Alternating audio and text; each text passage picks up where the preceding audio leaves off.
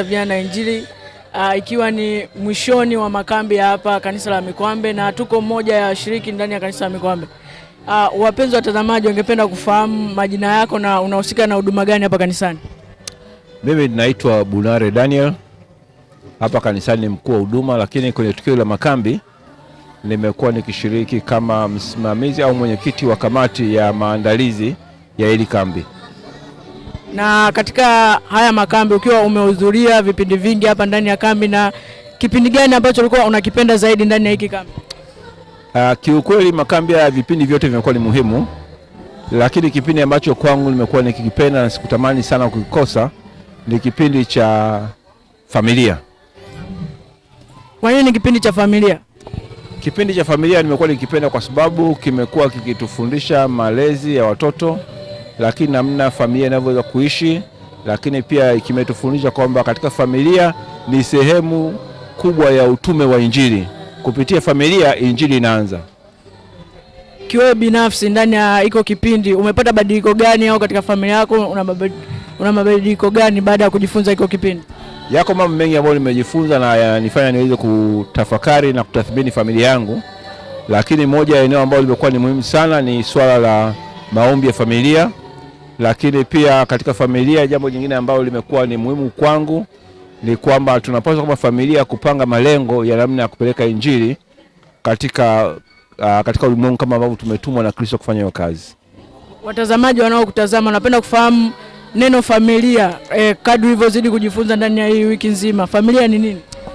Familia inaanza na mtu mmoja, ni familia, lakini pia mke na mume ni familia.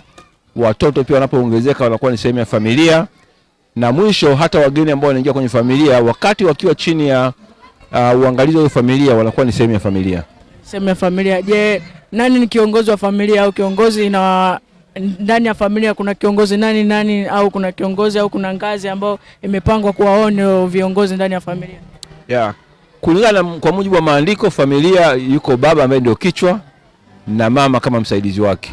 Hao ndio viongozi wa familia, na wanapaswa kuhakikisha kwamba familia inasimama katika misingi ambayo tunapaswa kusimama kwayo. Ndani ya familia, familia baba anaweza kuwa na wake wawili, au familia zinaweza kuwa mbili tofauti, au anaruhusiwa tu kuwa na familia moja?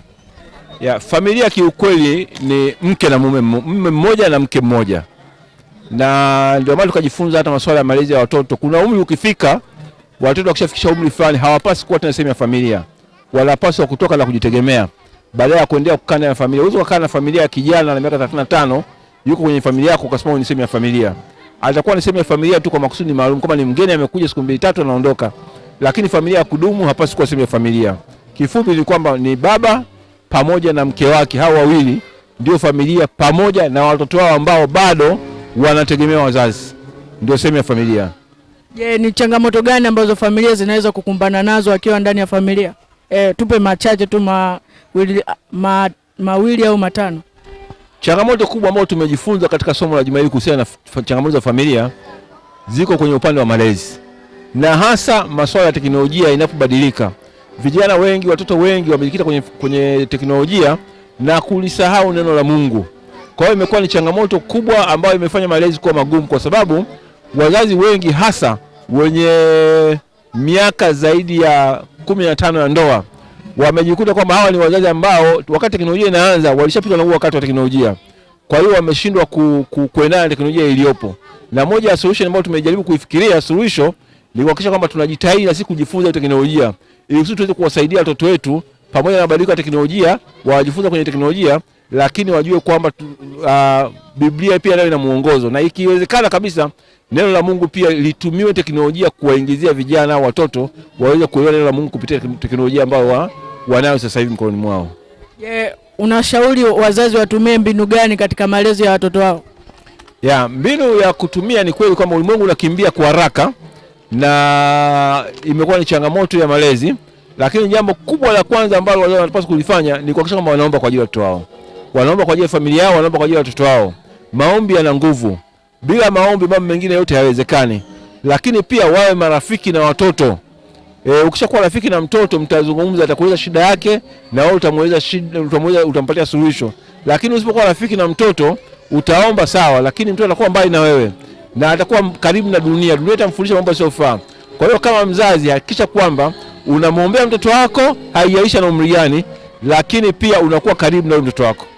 Ndio, watazamaji ambao wanatazama sasa, kuna watazamaji wengine watoto wao ambao tayari wameshakengeuka, wako sasa hivi na dunia. Unawapa mbinu gani ambao kuwavuta ndani ya kanisa warudi tena ndani ya kanisa? Ni hilo pia ni ambalo tuliangalia kwamba ni kweli inawezekana kama tumechelewa, lakini kwa Kristo hakuna kuchelewa. Yaani hata tatizo limekuwa kubwa kiasi gani, mahali pekee pa kupeleka hiyo shida ni kumlilia Kristo. Kama nilivyosema, maombi ni kuwapeleka kwa Kristo, kuonyesha Kristo anaweza kumbadilisha mtu wa aina yoyote ile. Kwa hiyo tegemeo letu pekee lililopo ni kukimbilia kwa Kristo. Je, unaacha na maneno gani kwa wazazi au encourage gani ambao unawapa?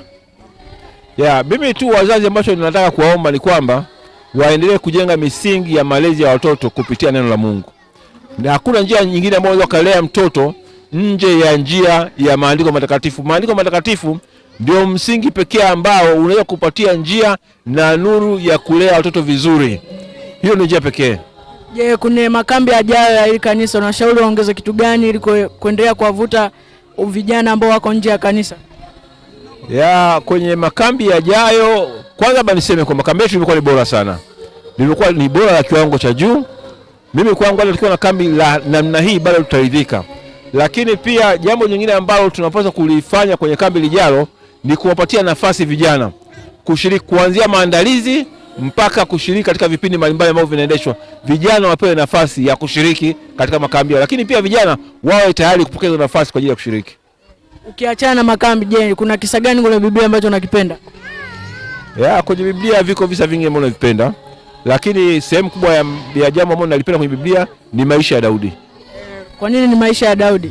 Napenda maisha ya Daudi kwa sababu maisha ya Daudi, ukisoma historia yake, ni mwanadamu ambaye amekubali kumfuata Yesu, lakini katika maisha yake alikuwa akitembea, akianguka, akutana na visa mbalimbali vya kumfanya kuwa dhaifu, lakini kama mwanadamu alikuwa anakumbuka kwamba yuko Mungu, na alipomlilia Mungu, Mungu alisikia. Kwangu mimi nifundishe kwamba hata kama tumetanga mbali kiasi gani, bado tukimwendea Mungu anatupokea na anatukubali katika ufalme wake. Na sasa imefikia tamati, tushamaliza mahojiano.